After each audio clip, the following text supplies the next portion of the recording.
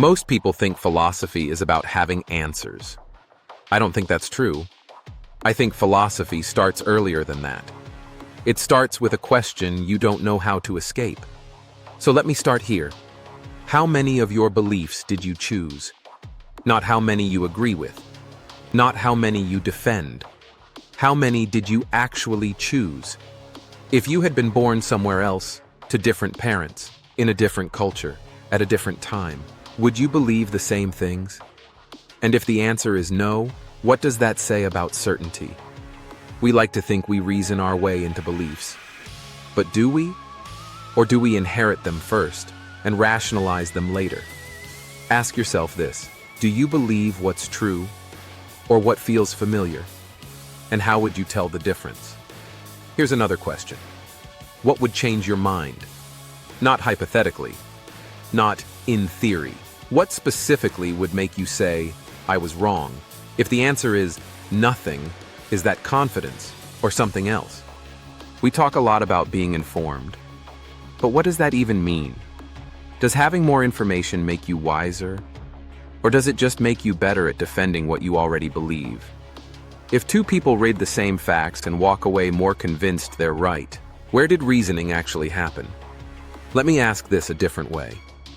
Is disagreement a failure of intelligence, or evidence that intelligence has limits? And if smart people can disagree honestly, why are we so sure the issue is always ignorance? Here's one that makes people uncomfortable. Is truth discovered or decided? And who gets to decide? Is it experts? Majorities? Institutions? Algorithms? At what point does consensus become evidence? And at what point is it just popularity? Think about how often we say, everyone knows this. When did everyone become an argument? And how often in history has everyone been wrong? Another question. Do words describe reality, or do they shape it? When we label something as dangerous, misinformation, hate, or progress, are we clarifying reality or steering perception? And who benefits from that framing? Let's talk about certainty. Why does uncertainty feel like weakness? Why do we reward confidence, even when it's unjustified? Would you rather be right or be sure? And why do those feel like different things? Here's a personal one. Do you believe something because you've examined it, or because questioning it would cost you something? Friends, status, identity, belonging. How many beliefs survive because the alternative is loneliness? Ask yourself this: if you lost your beliefs, who would you be?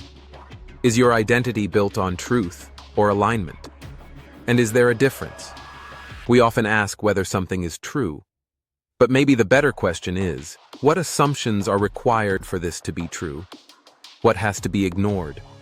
What has to remain unquestioned?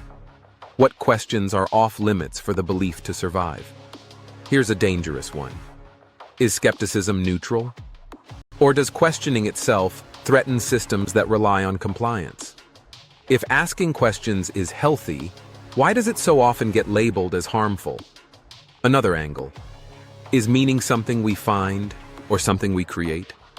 If life has no built-in meaning, does that make it empty? Or does it make responsibility unavoidable? And if meaning is chosen, what happens when two meanings collide? Let me slow this down. How many opinions do you hold that you've never fully examined? And how would you even know? Do you test your beliefs or just your opponents? Final question. If you're wrong about something important, would you want to know? Really think about that. Because knowing might require change. And change isn't free. So the real question might not be, what is true? But, what is it worth to me to keep believing this? I don't have answers for you. That's not the point. But before you agree, before you share, before you defend, ask. And then ask again.